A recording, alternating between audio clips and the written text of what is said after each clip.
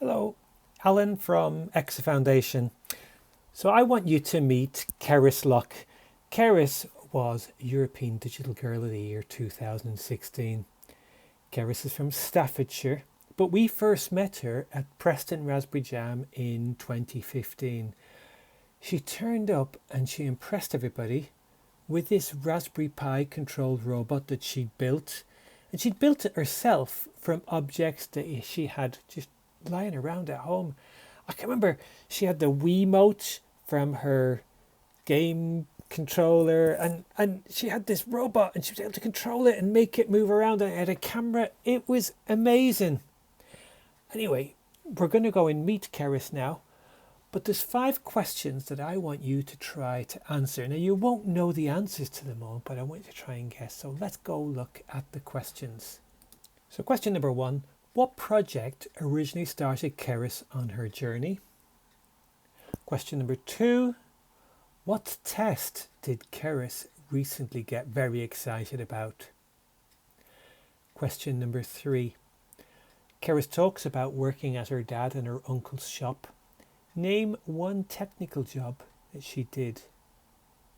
Question number 4, so Cerys offers lots of advice, but not all of these. So which of these pieces of advice does Cerys offer?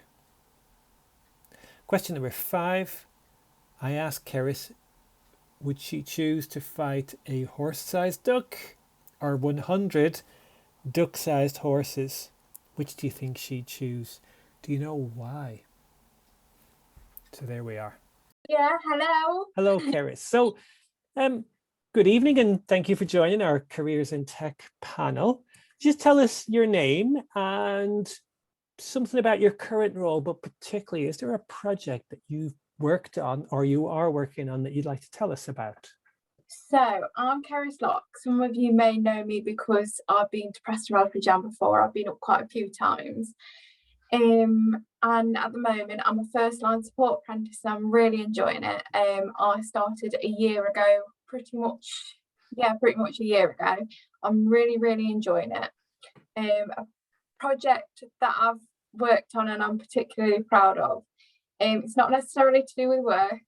This is a little while ago. So when I first got into the Raspberry Pi and started going to Raspberry Jams and stuff, and started going to clubs, I was really proud of making a light work. And I know that's not significant, but I got my Raspberry Pi, my breadboard and whatever, and that was kind of the start of my kind of journey doing stuff like this, and particularly talking to people, and it's something that I love doing.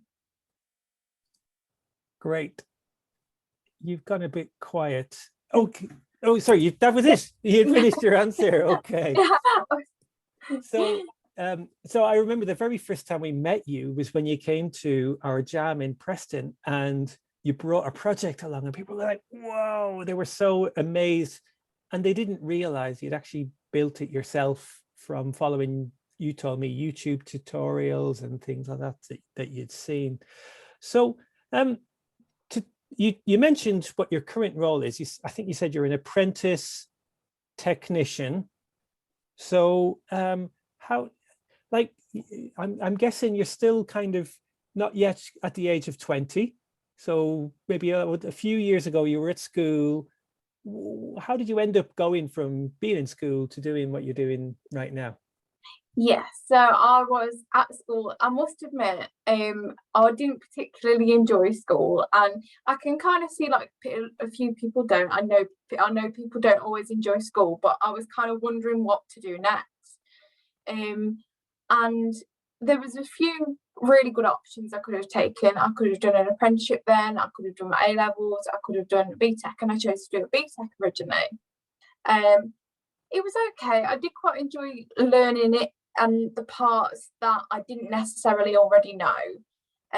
But the other thing I was quite keen to do was pass my driving test, which I was really excited about, as you know. So I was really excited about doing that. Anyway, I ended up doing my BTEC. I finished it, and then we were in lockdown actually. So we were kind of in the middle of lockdown. Nobody knew what to do.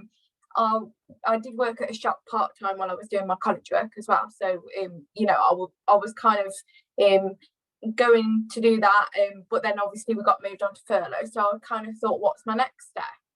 And I kind of wanted to carry on learning, which you do in any job anyway. But I wanted to carry on learning and kind of get awards, or I got certificates, I got MTAs while I've been doing my apprenticeship. So I was specifically looking at about for that, and obviously that's how I found getting into my apprenticeship. So you mentioned you work in a shop, and I think you've kind of gone through that a little bit too quickly, because there's a lot of things that you do that people don't necessarily, like, for example, you run a community event down in Stafford called Stafford Raspberry Jam. Yeah. And I came down to visit one of those, and you said, oh, can we just nip to the shop for a while? And when I came to visit you in the shop, it was almost as though you were running the shop, because you were telling me, so it's a print shop, so people might bring things in that they want photocopying or printing. So it sounds like it's, when I saw it, it's like a shop that you've done quite a lot of different things while you've been there. You've learned quite a lot while working at the shop. Has that helped you in some way, would you? Yeah, so I'm really, really lucky. My dad and my uncles, they have their print shop, and I'm incredibly lucky to have kind of that background, because that's what got me into kind of computing in the first place. And that's quite an interesting story, actually. While we were in lockdown, I ended up doing quite a lot of cable routing around there, because obviously nobody was in the shops and everything. So we kind of had the time to do it. So that also taught me quite a lot of quite a lot in how to do some cable routing, and also I've set up some servers. I did all sorts, and this was like before I even started my apprenticeship as well.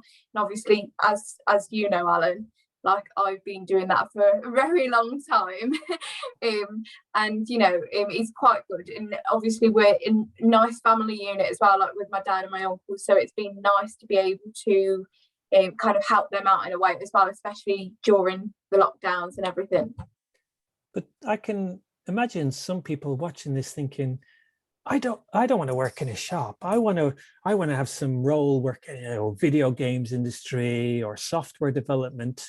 Do you think it's a good idea for people to have some part-time work as well? Do you think that?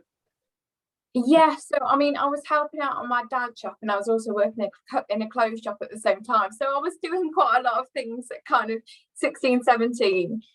So I was doing quite a lot of stuff. So yeah, it does help, and it does help with like your interpersonal skills and getting to know people. I mean, I've been quite lucky. I've been around a lot of people from a young age, so I do quite often talk, and you know, it's quite good to build kind of that relationship with like customers or clients, or even like your employers, etc. Okay, so would you be able to, we've talked a lot about part-time work.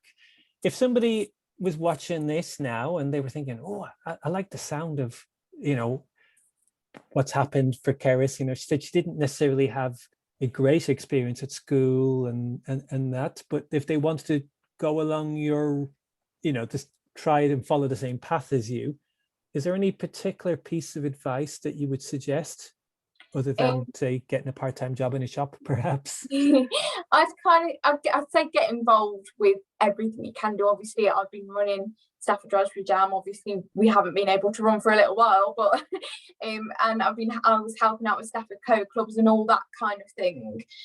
So I'd say get involved, and then also just kind of look for opportunities. Like, there's plenty of opportunities like right on your doorstep a lot of the time, but you don't realise it. Do you think there's a danger though, because that you might take on too many things? Because like I remember practically every event I went to at one point, you were there, and and I've got to go and pick this up for my nan, and I've got to go and drop this off at the shop. You seem to be involved in quite a lot. Do you think there's a danger about doing too much as well? I think you only take on what you know you can do. I mean, me and my partner Connor, we've bought a house last year. During everything, I know, but we bought a house last year, and we were really lucky. But I have had to stop doing a few things there, like coming to these groups, because we've got a lot of work to do on the house. So as well, you've got to remember you've got your personal life as well as kind of doing everything else, and especially as well when you're working, because obviously I'm doing 9 to 5 at the moment. It's very different than having the part-time jobs that I did have, or going to college part-time like I did have. So you've just got to you've got to remember to look after yourself as well, but get involved as much as you can. And to be honest, anyone will say I'm probably like I probably do lots of things, but I'm one of them people that does enjoy doing a lot of things. I suppose if you are going to do lots of things, one thing I suppose you need to be careful about is not overcommitting yourself, because you might end up letting people down. Oh, I said I would do that, and this and the other. Right, we have one final question. We asked people to suggest questions that might be a little bit funny or a bit different. So the one we're going to ask you, Cerys, is if you could choose to fight either a horse-sized duck or 100 duck-sized horses, which of the two would you choose to go for? It's a hard question. It is. I think 100 duck-sized horses, because they're smaller, and I think it would be quite fun. Like you could have you could have them as pets eventually. But they're fighting you. You've got 100 little horses all following you around and trying to jump on you and kick you. And I think I could do it. I'll train them. Well, listen to the way you were juggling all of those part-time jobs and everything. I don't think you would struggle, really. I think that was the right choice for you. Well, thank you very much for joining us.